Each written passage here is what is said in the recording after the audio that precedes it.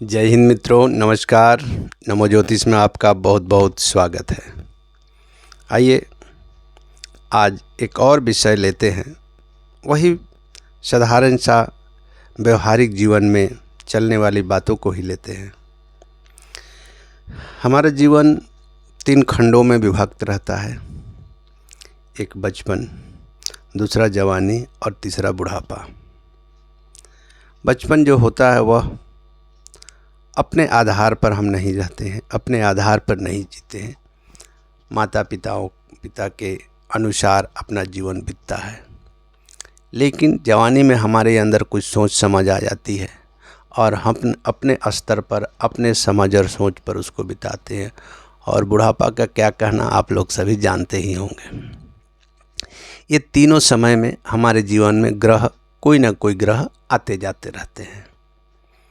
और 9 ग्रह में से कभी भी किसी के जीवन में कोई भी ग्रह चलता रहता है। अच्छे ग्रह हो सकते हैं, बुरे ग्रह हो सकते हैं, लेकिन ग्रहों में, सभी ग्रहों में देखिए, जितने भी ग्रह हैं, सभी ग्रह में जिस प्रकार मनुष्य के अंदर में, किसी भी मनुष्य के अंदर में सिर्फ अच्छे गुण नहीं होते, सिर्फ बुरे गुण भी नहीं होते, ठीक उसी तरह से ग्रह में भी अच्छे और बुरे, शुभ और अशुभ दोनों प्रकार का प्रभाव रहता है, चाहे कोई भी ग्रह हो। ऐसा नहीं कि लोग सुनते हैं कि राहु का महादशा चल रहा है तो जीवन में सिर्फ बुरी ही बुरी बातें, सिर्फ अशुभ प्रभाव ही दुख होगा। नहीं, ऐसा नहीं होता है। शनि का प्रभाव आया, शनि का दशा आया तो आपके जीवन में सिर्फ नेगेटिव बातें ही आएंगी, ऐसा नहीं होता है। शनि में भी अच्छे रिजल्ट देखे गए, राहु में भी अच्छे रिजल्ट देखे गए, मंगल में भी अच्छे रिजल्ट देखे गए, यानी दोनों बातें होती हैं। अब चूंकि मनुष्य एक बुद्धिजीवी प्राणी होता है, उसके अंदर में गुण और अवगुण को देखने का शक्ति होता है, ईश्वर प्रदत्त होता है। जो जितने शिक्षित होते हैं उसी के अनुसार से उनका आकलन करते हैं। तो आप अपने गुण को देखें, परखें, समझें, जानें खुद को। और जो ग्रह की दशा चल रही है, उस ग्रह में जो अच्छे गुण हैं उसको आप स्वीकार करें और उस प्रकार के कार्य करें। देखेंगे कि यह खुद में, स्वयं में भी एक रेमेडी है, यानी एक उपाय है।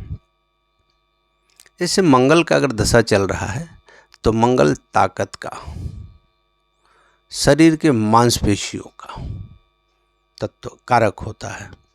अगर आपके शरीर कमज़ोर है और अगर आप अच्छे भोजन नहीं कर रहे हो, एक्सरसाइज, व्यायाम नहीं कर रहे हैं, खेल कूद नहीं कर रहे हैं, तो निश्चित रूप से आपका शरीर कमज़ोर ही रहेगा। लेकिन मंगल का दूसरा गुण है मांसपेशी को ताकत देना, आपकी शक्ति को बढ़ाना, आपके अंदर ऊर्जा पैदा करना, जोखिम भरे कार्य करवाना, ऊर्जा से संबंधित स्थलों में, ग्रिडों में आपको ले जाना, वैसे कार्य करना जहां शक्ति का प्रदर्शन हो। तो यदि आप इस बात को समझते हैं तो आप उस पॉजिटिव कार्य को करें जिससे आप अच्छे कार्य कर सकते हैं। तो निश्चित रूप से खुद ही एक अच्छे कार्य करके आप इसका पॉजिटिव प्रभाव को ले सकते हैं और मंगल के दुष्प्रभाव स्वयं नष्ट हो जाएंगे। देखिए, खुद में ही यह एक उपाय है। मैं इस तरह का बात देखा और कहीं कहीं इसका प्रयोग भी किया। बच्चे का मंगल के दशा चल रहा है, बहुत कमज़ोर है, तो उस बच्चे के खान पान में सुधार करें, कुछ ऊर्जा देने वाला, पौष्टिक तत्व देने वाला भोजन दे, उसको खेल कूद कराएं, खेल का कुछ रूटीनबद्ध उसको कार्य कराएं। निश्चित रूप से देखेंगे उसका स्वास्थ्य में, शक्ति में, ऊर्जा में सुधार आने लगेगा। हाँ, दूसरा उपाय है मूंगा भी धारण करा दिया जाता है, लेकिन मैं समझती हूँ वहाँ मूंगा धारण कराने से बेहतर होगा कि आप खेल कूद में उसको मन लगाएं, उस तरह का एक संसाधन देकर और वैसा एक उसको एनवायरनमेंट दे जिससे वह अधिक खेल कूद कर सके, अच्छा खाना खा सके, तो निश्चित रूप से उसमें यह पॉजिटिव ऊर्जा आ जाएगा और मंगल के शुभ प्रभाव दिखने लगेंगे। तो ये निर्भर करता है हमारे सोच पर भी। जब हम छोटे बच्चे होते हैं तो इन सभी बातों को तो नहीं जान पाते, नहीं सोच पाते, लेकिन जब एक सोचने समझने की अवस्था आ जाती है तो उस समय तो हमें करना ही चाहिए। ये अपने आप में एक रेमेडी होता है। देखिए, मैं थोड़ा अलग प्रकार का उपाय का बात कर रहा हूँ। हर बात को लेकर पूजा पाठ ही कर लेना, तंत्र मंत्र यंत्र का उपाय ढूंढना, जेम्स पहनना, सिर्फ यही उपाय नहीं होता है। आप अगर ध्यान से सोचेंगे तो मेरी बात ज़रूर समझ में आएगा और आप करके देखें, आपको निश्चित रूप से लाभ मिलेगा। चलिए, आज की चर्चा को अब यहीं समाप्त करते हैं। कैसा लगा हमारा यह वीडियो?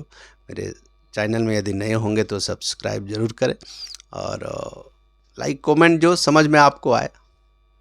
आते हैं फिर एक नए समय में एक नए वीडियो के साथ। तब तक के लिए जय श्री राम।